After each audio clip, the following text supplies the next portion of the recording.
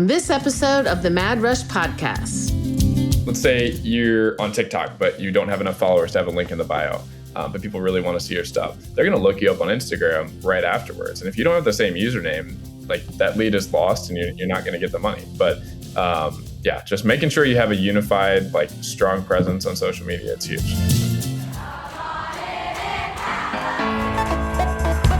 Welcome to the Mad Rush podcast. I'm Trisha Addix, the original Sorority Rush consultant. While the stories I have to share are nothing short of astonishing, this podcast goes beyond the wild client tales and sorority life. I'll be engaging with fascinating guests from both within and outside the Greek world, uncovering the surprising connections that bind us all together. Join me for a journey that's as entertaining as it is enlightening. Welcome to Mad Rush.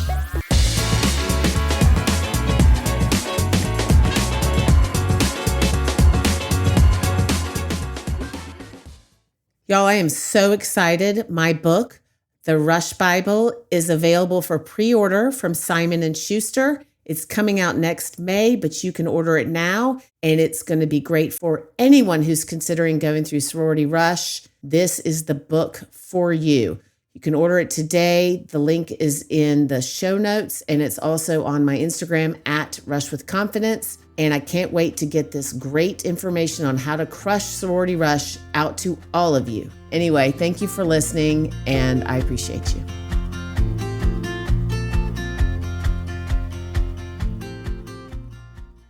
Okay, I'm super excited. I know y'all hear me say this all the time about today's guest. I have three amazing college entrepreneurs, and I cannot say that word. So anyway, if I butchered it, that's on me, of course. So I have Ella, Sam, and Michael, and they are from Campaign Crafters Media. They reached out to me about crafting a campaign for me, and I just think I connected with them so well, magic word, connections. So I wanted to have them on here so you guys could hear how cool and fun they are. So welcome. Thank you so much for being here. Thank you for having us. Thank you for having us. Pleasure. Okay, so first off, let's talk about where you are physically right now. Kind of all around. I'm in Washington, D.C., sometimes in New York as well. And then Sam, Ella? Yeah, we're both in Alabama right now. So I think that's one of the reasons why we originally reached out to you was because Ella's a sorority girl here. But I'll let her say more about that. So yes, Sam and I are at the University of Alabama. We're both graduating this year, and I am in a sorority, yeah. And so don't have to get into it too much, but talk about a little bit about your sorority experience. Yeah. Well, it was definitely unique. I rushed my freshman year. That was 2022. And if anyone who is listening knows anything about Rush, you know that 2022 was probably the biggest year of Rush still to this day. There was just so much media attention, and that was the year they filmed the documentary. So there was a lot of pressure on us. Yeah, she's talking about Alabama, y'all, and she's talking about Bama Rush, which I was in as well. Yes. So long story short, I get to bid day and I get my number 2 choice. And I feel like people don't talk about that enough with Rush is how you might still get your number 2 choice on bid day. Everyone always gets their first choice, and you don't hear about the people that get their second choice. So I learned pretty quickly those girls are not for me. Declined the bid, and I was just at peace. Wait, you declined the bid that day? It was a week Gotcha. or two. I did try it out for a little bit. I went on the bid day retreat, tried to meet some girls, and I was yes, I was right. This is just not for me. And I was literally, I was okay with not being in a sorority. I was this is just not for me. This was just a sign. I don't need to be in a sorority. And then I go through freshman year, half of sophomore year, and I get close with this group of girls, and they're all in the sorority that was my number 1 choice that I wanted on bid day the whole time. And they asked me if I was interested in doing COB, and I hadn't really heard about that. And also that's not talked about a ton in Rush is COB. But they encouraged me to come to a COB event for their sorority. And I went, and within like hours of going to the event, they called me and offered me a bid. So it just sort of like worked out perfectly for me. Yeah. And like, I'm so glad I had that year and a half of not being a sorority, because like I made my own friends. I met all these new people. I made friends in class. So like it worked out exactly how it was supposed to. Yeah, that's super cool. And I love that it kind of happened organically for you. Totally. I agree. So where are you from originally? I'm from Nashville. Okay. Yeah. Yeah. So I think a lot of times that can happen to out of state people, and, you know, they just don't know as many people. You're going to Alabama, where there's a huge influx of people from the state who are going through Rush. So it does make it a little more difficult at any school when you're coming from out of state and you don't know many people, which is why you have to read my book, people. But so, yes, so that's awesome that you found your people through other channels too. I love that. And I think that's such a well-rounded way to be a part of Greek life. And, you know, it wasn't by choice at first, but I think it really did work out for you in a way that I always think is the best. You know, you don't have to just have friends in your sorority or in your certain club or whatever. College is a time to meet all different kinds of people. So yeah, very cool. Michael, you're at Georgetown, right? Yep, at Georgetown, and I'm in my third year. Okay, so you're a junior. Junior at Georgetown, that's right. And Sam and Ellie, y'all are seniors, right? Yep. I originally was in the same grade as Michael. I was going to be a law school student for my entire college and high school journey. I was always planning to go pre-law, planning to go to law school. Took the LSAT. So two things happened that kind of swayed me from doing that. First, like Michael and I lived together over the summer. We both worked in Washington, D.C. And wait, so how did y'all meet? Through a civics program in high school, through a mutual connection. Kind of a long story, but not a very interesting story. So, so let's not hear it. I don't want to hear your not long, boring story. The more interesting story is how we, spent the summer in Washington, D.C. We originally worked on political work 2 years ago during, 2024. That totally dried up. We had no money. And we decided, hey, like, why don't we go work for private clients, because they're a lot nicer. They're not, we are a lot nicer. They're a lot better to work with overall. So we decided to make the leap. And then Michael and I spent the summer working in Washington, D.C., building the business. And we had a conversation one night coming out of an office building. We were coming from a networking event. And I remember Michael saying to me, look at this building. Wouldn't it be great if you weren't walking out of this building every day, building somebody else's dream?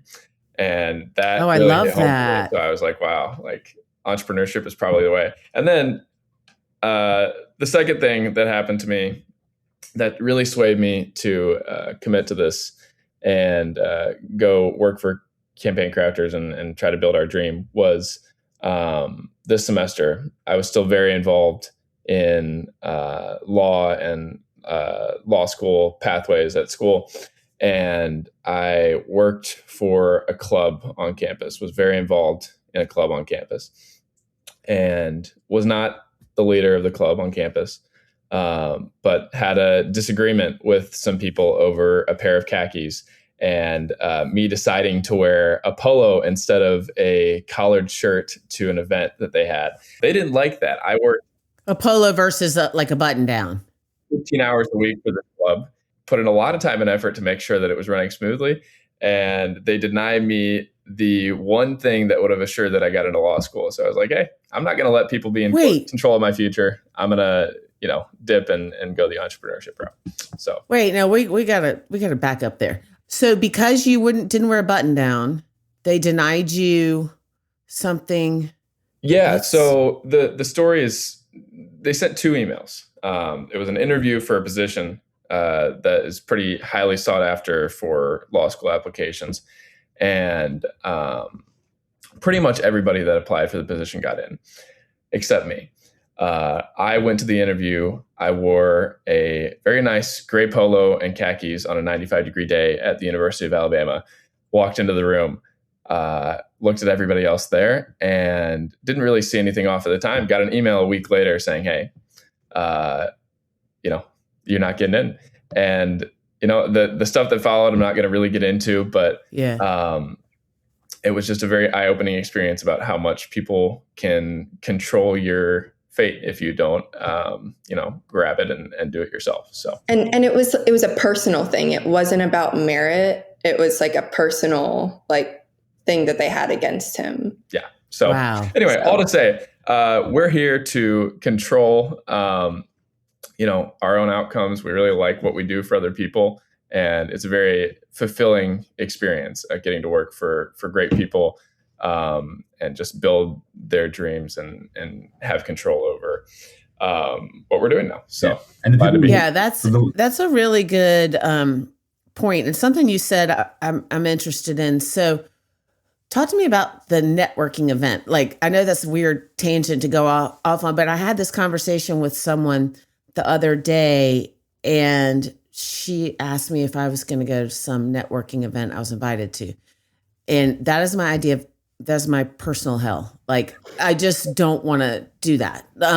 But I was like, I wonder who goes to networking events and what they are. And that's, like I said, a weird tangent, but what is a networking event, or what was it? I mean, I don't need specifics like the group or whatever, but just what do you do at a networking event? Yeah, I think all three of us kind of struggled with that initially too. No one really wants to stand around and kind of make small talk for 2 hours. And that's what networking events often devolve to. You just kind of add business cards to it. So we never really liked them that much. But if you're in DC for the summer, there's some pretty cool people. So you can't miss out on going around and meeting somebody. So we kind of felt like we'd been missing out if we didn't do it. So over the summer, where Sam and I lived together, and mind you, we were living together. We'd worked together for a year and had never met before, just because of how we can run everything online. So the first time we'd met, we started living together. We were going around DC, a couple of networking events. And what we quickly realized was that we would pull off more clients, make stronger connections off of a 10-minute small talk conversation in person than we could from 5 hours of sending DMs and cold emails and whatever else. Because even though both us and all the clients that we have, they run mostly online businesses, it still is a people business. All the stuff is, right? So they want to rather meet you in person for 10 minutes and then we'll never meet again, but we'll work together online. And that's a great way about doing things. So I think networking events, everyone hates them. I've never met a person who's thrilled to go, but it just sets a pretty strong foundation for a work experience if you have met someone, because no one's met anyone these days. Everyone's just in an online relationship now. Yeah, no, that's a really good point, because if you do that 10-minute meet in person, you kind of know. I have a friend, a very close friend, who does recruiting for a big company, recruiting, and she's been doing it for 25 years. And she went to a company event in Phoenix a couple weeks ago. And she was like, this is so crazy to meet them in person, because I'm looking at you three right now and I have no idea how tall you are. It doesn't matter. But she said, because of the presence online, it's not just about appearances, but you get this, I don't know, idea in your head and that's what you are. And then she was like, it was so weird how different people were in person. So I think that's a really good point, to have that foundation just of at least meeting in person. And that is also such a big part of all that I do is you have to be prepared to interact in person. And you have to have those skills, even, you obviously all have those skills, but it also, if you're in an event like my personal hell, the networking event, being able to carry a conversation in person is really important. Well, I'll also say, when you go to the networking event, the appearances that you put on are definitely an interesting choice for some people. You can choose to go to all the networking events in the world, but I think if you show up to a networking event in a suit and a tie, 9 times out of 10, you're going to look really out of place. So we went to one networking event at a very big skyscraper in Washington, D.C. last summer. And, we were talking to a bunch of people. Everyone was like very nice, very, conversational. But there was this one guy that really stood out to me out of the whole group. And it was this short, very large man that was wearing a bright yellow t-shirt and khaki shorts. And you look at him in a skyscraper in DC.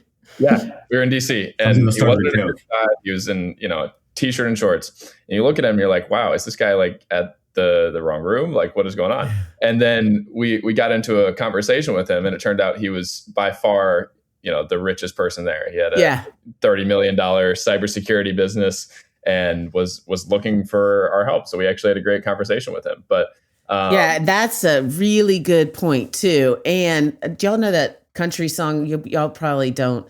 I mean, two of you are in Alabama, but he's when he said that man, he's in overalls and he's sitting on the porch and he could buy your 100 million, whatever. Mm-hmm. Like it's those are the sneakers. Mm-hmm. Like they're don't look like what and I think that's super cool. And I actually feel like, in my experience across the board, if there's somebody at an event like that has the confidence / the don't give a shit to wear a t-shirt and shorts, that's the person you need to talk to. It's like Adam Sandler. He's like not there to impress anyone. He like knows who he is. Right. And I love that. And that's, I always say this to my clients and in my book and whatever. It's confidence. That's what people are attracted to. And that it doesn't matter, a big thing about Rush in general is you have to wear certain brands and you have to look a certain way. But I actually double down the other way. Like if you go in and you're confident in who you are and you know your value, that's what people are attracted to. I mean, I don't care what brand you're wearing, but that is kind of funny that you had the short, squat man who in the t-shirt and he ended up being, but that totally tracks to me. Nothing to prove. Yeah. Nothing to prove. And that is what people are like. That's that charisma, that confidence. That's what people are attracted to. That said, if you're listening, don't wear a t-shirt and shorts to a networking event unless, or Rush or anything that interview, don't do it unless you are just going, it's important to be dressed appropriate until you have the multi-million-dollar company and then you can do whatever you want. But to get there, it's important to not. And I also like that you said suit and tie. Yeah, that's actually, if I looked at someone in a suit and tie, it's something like that, I imagine I would think, okay, he's trying too hard and he's trying to impress. So that's a good case study for, but that's interesting. And I'm glad that you had that conversation with him. That's cool. Okay. So then how did y'all start? So am I understanding it, Michael? Had you already thought of Campaign Crafters? Like how did the three of y'all hook up, or not? That sounded so bad. No. How did the three of you all connect? Oh my God. A good change of words. I had an inkling of idea that was nowhere before Sam and Ella. Like I'd created the LLC, which is I guess the one step. But for LegalZoom.com, ChatGPT, LLC type thing. Wait, I'm interrupting you. Can you teach me how to use AI? It's the simplest thing. Well, actually, I have no freaking clue myself. But really, actually, I do want to get into this a bit because this is something that we've been thinking about as like a business in terms of how we go about automating things and making things faster. So definitely something I want to touch on. But yeah, I mean, I had created just like the structure of a business, and then and then I'd met Sam just a little bit later. And for about a year, we ran things like no revenue, not $1. Like we just took on a bunch of free work and we helped out a bunch of people. until we got a couple of people who are willing to say, yeah, these guys are qualified and they're good at their stuff. So we ran that for a year. And then after that, we got our first paid political client. It was a state senate campaign in Pennsylvania, and they paid us like nothing. I've got like the first check I ever got right here on my desk. And was it like $1? It's $200 for like a month of work. That's what we have over here. Oh, wow. Okay. And between the two of us. So there was not a lot in the political world. That's what we found through November. And then just spoiler alert, it's not a lot in any world. Not a lot in any world. No one ever has enough. But the Yeah. political world especially. But in November, it all ended. Like November 5th, everything cuts off and you got no political clients. And we realized in that moment that the political stuff was never going to be sustainable because it's in such a, it's 5 months of the year, kind of every 2 years. And there are people who are strapped for cash anyway. So that December, we pivoted to businesses, mostly online ones as well. Sam mentioned we wanted to be entrepreneurs. And we also loved working with entrepreneurs, and all of our clients, I think, just about are people running their own businesses. So around that time, we pivoted to businesses. It's also when Ella joined us. And we started to pitch a bunch of people on the services that we did for campaigns just in the private world. And we realized that skill of social media in the modern era is useful in anything that you're doing. I can't think of an industry where it's not useful to have a social media running, to have that presence. Sam, Ella, anything to add on the journey? What else have we done? I think Michael is underplaying a little bit how much he had to do with the original idea. But I will say that, social media, like regardless of us being here, like if there's one thing that people should take away from this podcast, it's that social media, if you don't have a personal brand, you should have a personal brand.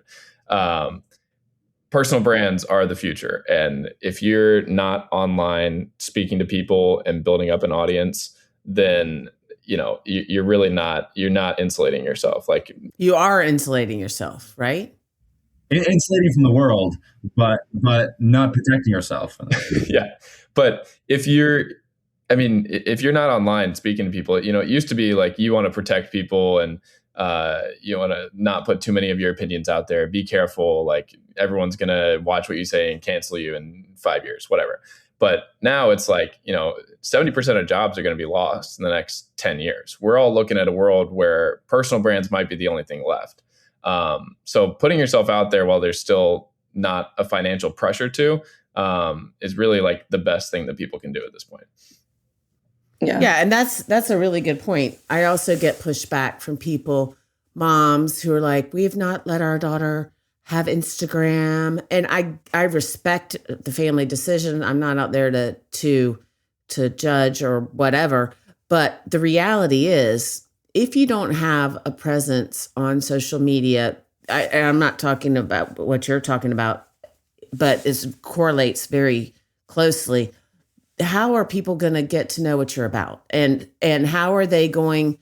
And that's the first thing that we do. The first time I actually didn't do it with y'all but because I don't have the time. But like when I meet someone or when I'm trying to learn about someone, I go to their social media and you have complete control over what you put out there. And so it doesn't have to be, you're posting every day or whatever. It just has to be authentic to you so that people can know what you're about. And then they can, and I cannot believe I've ended 2 sentences with a preposition. That's like my hill to die on. I hate that. I don't know why I did that. I've never done that. And in my book, I literally go through and I'm like, my editor is like, okay, you can end the sentence with a preposition here because you're just talking. And I'm like, oh, anyway, it's really important. And the reality is that is how people are going to get to know you before they meet you. And I'm talking specifically for people who want to go through Rush or having interviews. You have to know, you have to have a presence. Yeah, you do. I mean, do you not agree? Like let's say I don't know if you are involved in Rush at all. It doesn't matter. And we're not saying your sorority said that's fine too, but don't you all, like, if you find out they're going through Rush, don't you go to their social media to check out?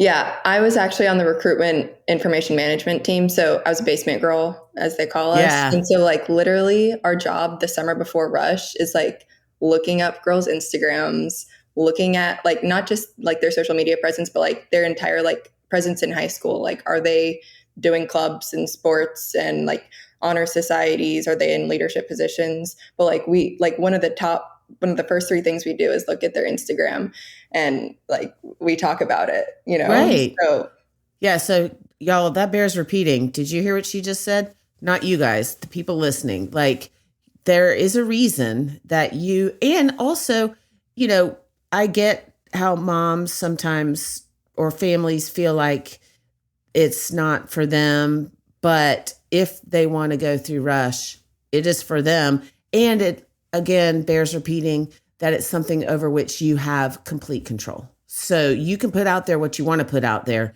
And so I don't really feel like in that sense, this is just my opinion, that it's a danger to them for them to be misunderstood. Just be authentic. Trisha, And like anything else, it's kind of a tool. Like a phone, you could do very bad things with a phone.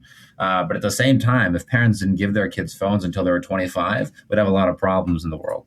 It's more about, we think, teaching kids how to use it properly. That is usually better to be done by using in moderation than it is to completely cut them off. At the same time, this goes hand in hand with the idea of like a personal brand and putting stuff out that you're proud of, because either you shape it or someone else shapes it for you. Right. I remember before I started putting stuff on LinkedIn and Instagram, whatever else, you looked up my name, there were like elementary school articles about like a math competition I did. And that's not bad, but it means that somebody else was writing about me rather than me putting my own stuff out there. And that's, as you said, that's the first thing you do when you find out about somebody. Let's look them up, see what's up there with them online.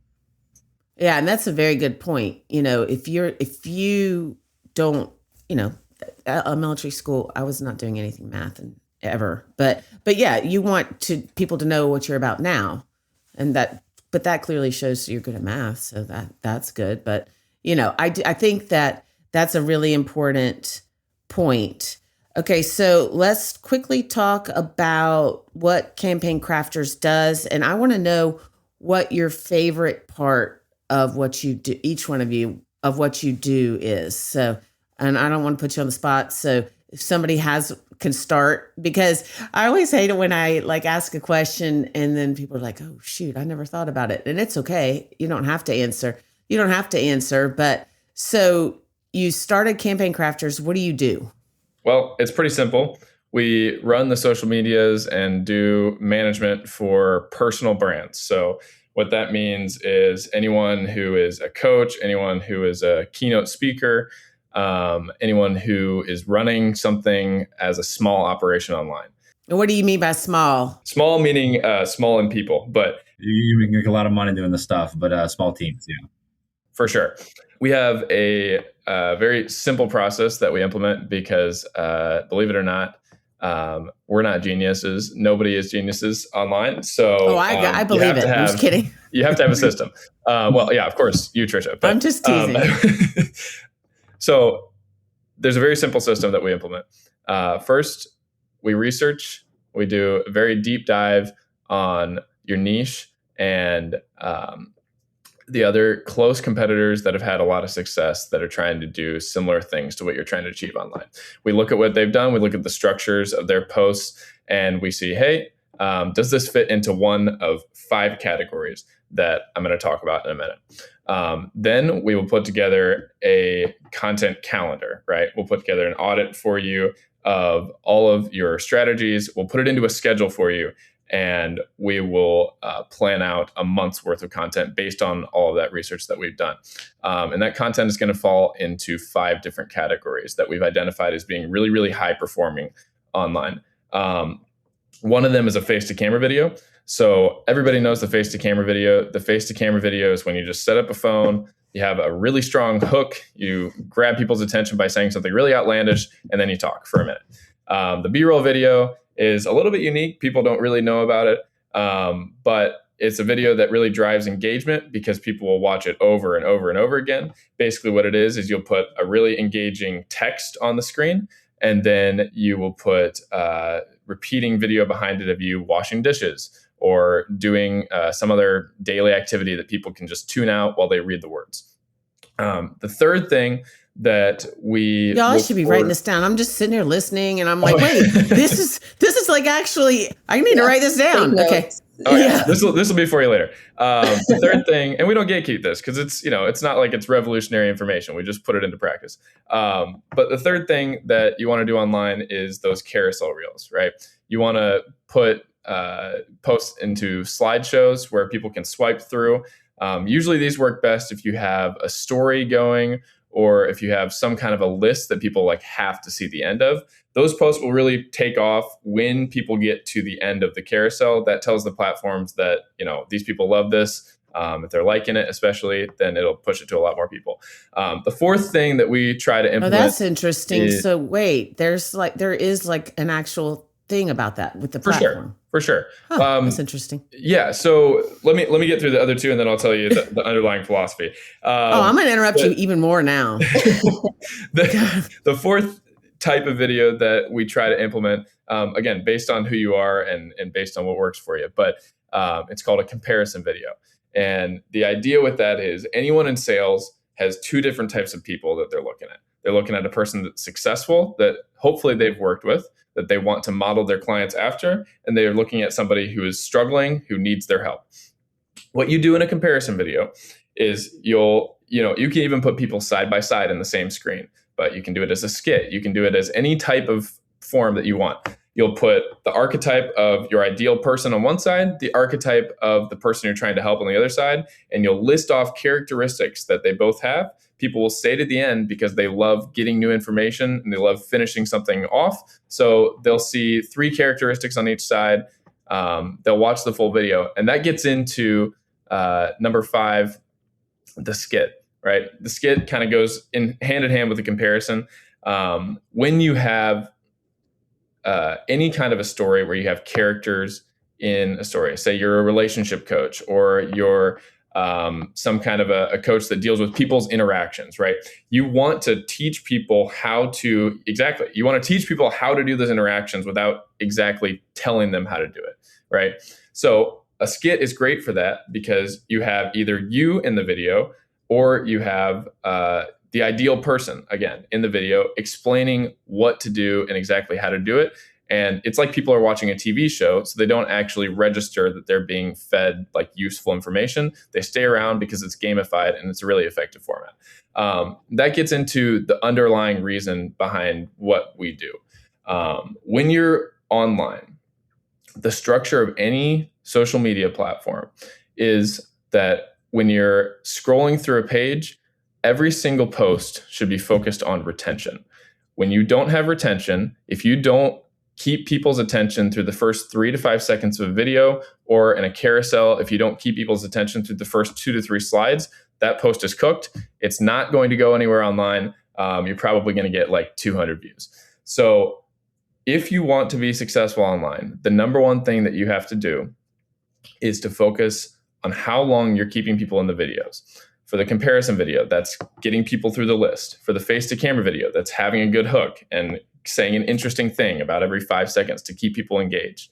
For the B-roll video, it's getting people to read the caption and stay around multiple times on the video.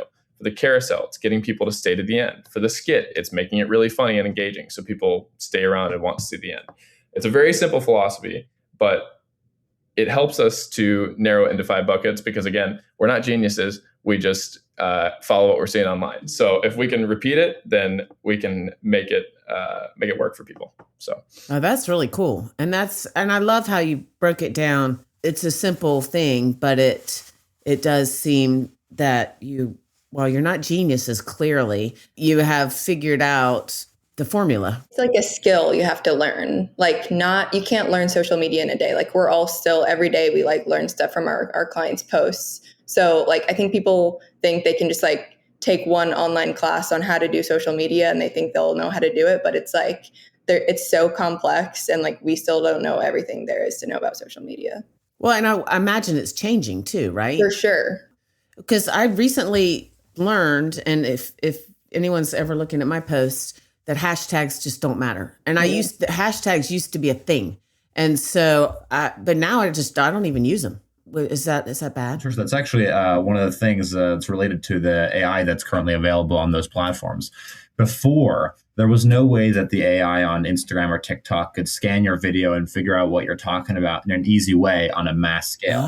So you have to put hashtags for Instagram to know what the hell you're even talking about. But today, every single time you post, it scans what you're saying, what's going on in the video, what the captions say, what you're saying out loud, and it's going to categorize your video on that basis. So hashtags went out the window. If you've ever seen the CEO of Instagram, Adam Mosseri, he talks about this on his own Instagram. He says, guys, hashtags will do nothing for you. It won't increase your reach. Put them if you want. It's a fun way to categorize it, but it will not help you in terms of getting your voice out there. Oh, so that's really interesting. I mean, I think I heard it one place and it's a pain in the butt for me to do a hashtag. So I was like, I'm going with that. I don't know if that's true or not, but that's good to, it's good to know that that's actually true. Yeah. And I think to correct me if I'm wrong, if this is a trade secret, just, we can cut it out. But like, aren't the SEO keywords more important than the hashtags? Yeah. It's the words that you're putting in the caption and the words that you're using on the headline of the video is far more important than any kind of hashtags you can put on there.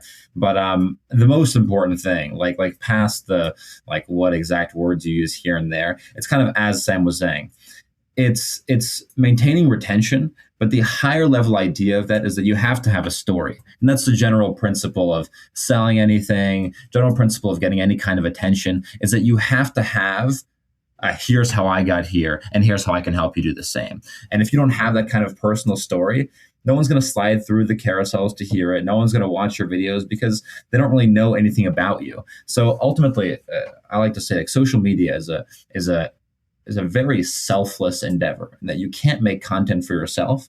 You make content to help your viewers. And if you're thinking every day about what's going to look nice on my feed, it's not going to go anywhere. You got to be thinking of what can I say that's going to grab the attention of my viewer and then provide value to that person. That's what we're looking to do for any of our clients, regardless of what niche they're in. Oh yeah, that's really cool. And I think you also, or I know you also said something that I wanted to, you said you're still learning every day, but the key point there is that's what you're focusing on. And so for someone like me, I can't learn all this stuff. I don't have the bandwidth because that's not my business. And it's not what is going to help me to expand or grow or whatever, because I don't have the bandwidth to.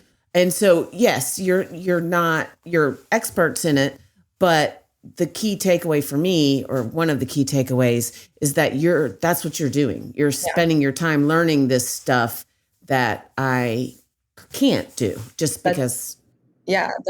That's exactly, I'd say every single one of our clients, their biggest thing is they just don't have time to worry about social media, but they know they need to do it. Because that might be one of the main ways, or the main way that they get their business is through social media, but they have to do their coaching, or they're with clients all day. They don't have time to think of an idea, film it, edit it, and post it all by themselves. So that's why we work with them. Yeah, no, that's a great point, because I think one of the, not humbling things, but one of the things that is my kind of my argument when someone reaches out to me, I'm like, I don't have time to talk to you about this. And the point is anybody who, so you wouldn't have time to coach someone in Rush, or maybe write a book or whatever it is. I don't know. I'm not putting words in your mouth, but everyone is busy with their own niche. And so your niche is this, which is something everybody needs. So that leads me to, how can people find you guys? How can they find Campaign Crafters? Any channel you want. We got website, campaignCraftersmedia.com. That's our Instagram handle as well, Campaign Crafters Media. But probably website, Instagram, any social media platform, we're there. Reach out. We're ready and willing to talk. I would say it cannot be any easier. We have our full company name as the username on every single platform. So, So that was my mistake. So my company, it's all Greek to me. but my Instagram is Rush with Confidence.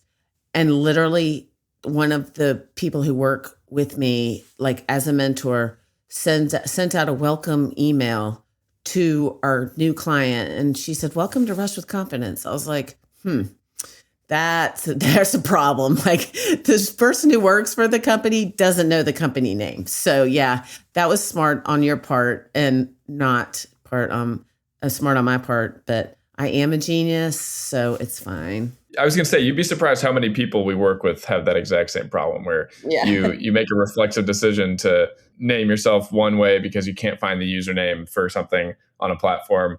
And then you go to the other platform and the perfect username is right there. And you decide, what the hell? Like, I'll just pick this username up as well. But what you don't realize is like most of the traffic comes from people like following you between platforms, right? So if you have, say an Instagram, like let's say you're on TikTok, but you don't have enough followers to have a link in the bio, but people really want to see your stuff. They're going to look you up on Instagram right afterwards. And if you don't have the same username, like that lead is lost and you're not going to get the money. But just making sure you have a unified, like strong presence on social media. It's huge.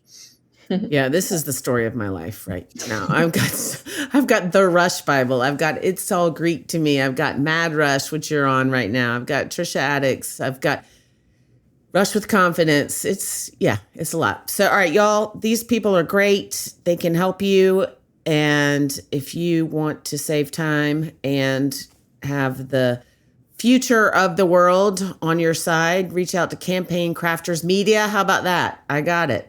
And thank you guys for being here today. And we didn't even discuss the weather.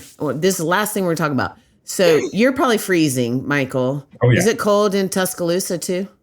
It's cold. There's no like precipitation, but it's freezing. Yeah. That's I what felt it is. like I was like ushered to like a backstage tour. I went out for a run the other day and we hadn't had any snow the entire time. And for like the 5 minutes that I was running, there was like a small flurry that just was hitting me. But I felt like I got like a sneak peek of maybe February, but we've had nothing. My family back in Nashville, they didn't have power for 3 days. They just went home last night. Like it was, they had to stay in a hotel because there was no power or internet. Nashville got hit and it's very sad. Oxford, Mississippi. Yeah. My son, our younger son, went to Ole Miss, and you think Mississippi, the South, but like something about Oxford. There's like this. It's a little pocket where it just gets crazy weather, and they're still without power. They're out of school. Our clients and people that we know have headed home, and I don't know when they're gonna be back. So anyway. Yeah. All right. Thank you guys for being here. It was awesome. I think you're amazing. And I look forward to staying in touch. Absolutely. Great. Thank you so much for having us.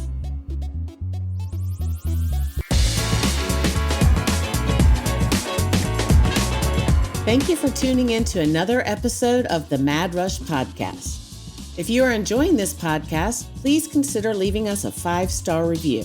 For additional Rush tips, updates, and more, please follow me on Instagram at Rush with Confidence. If you would like to reach out to us or for more information, please email info@madrushpod.com. This podcast is produced by Collier Landry and Don't Touch My Radio. Copyright Trisha Addicts.